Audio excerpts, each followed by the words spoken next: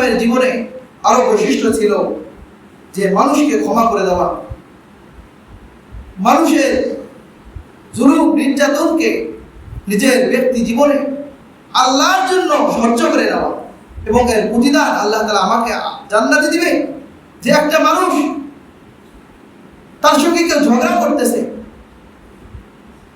তো ঝগড়া করার ক্ষেত্রে তার যৌক্তিক কারণ আছে যে সেও তার সঙ্গে ঝগড়া করতে পারে, গালিগালাজ করতে পারে, কিন্তু সে আল্লাহর জন্য সবর করে ধৈর্য ধারণ করেছে, আল্লাহ তাআলা এর জন্য তার জন্য একটা জান্নাতে ঘর তৈরি করবে। সুবহানাল্লাহ। শুধু এই জন্য যে সে ঝগড়া করার পরিস্থিতি থাকার পরও তার সঙ্গে সে ঝগড়া করে। নবী আলাইহিস সালাম উকবা ইবনে আমির রাদিয়াল্লাহু তাআলা আনহুকে উপদেশ দিয়ে বলেন যে হে উকবা ইবনে আমির, সিলমান কাতাক, তোমার সঙ্গে যে সম্পর্ক ছিন্ন করে তুমি তার সঙ্গে জড়ে যাও, তুমি তার সঙ্গে মিলে যাও, তার সঙ্গে সম্পর্ক গড়াও। ওয়াফু আম্মান যালামাক, যে তোমার উপর জুলুম করে তুমি তাকে মাফ করে দাও।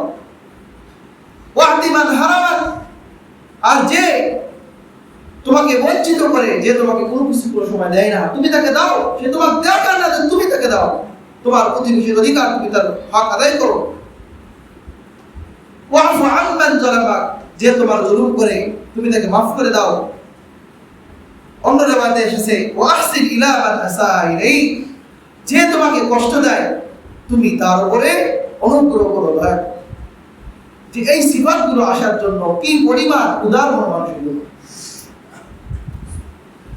যে আমার ঘর যে ভাঙ্গি দেয়, মোর ঘর ভাঙ্গে যে বা আমি বাদি তার ঘর আপন করিতে খুঁজে বেড়াই, মরে করেছে যে মন।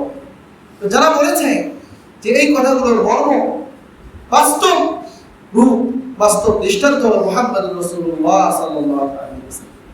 সাহাবাদেরকে তিনি এরকম ভাবে করিয়েছেন। শেষে একটা কথা বলেছে যে যে পরিস্থিতি আসুক ওয়াকুলিল হক ওয়ালাউ আলা নাফসিক, সদা সত্য বলবে, সত্যের উপরে থাকবে। সত্য বলতে গিয়ে যদি অন্যের বিরুদ্ধে দূরের কথা নিজের বিরুদ্ধে যায়, তারপরেও তুমি হক কথা বলো।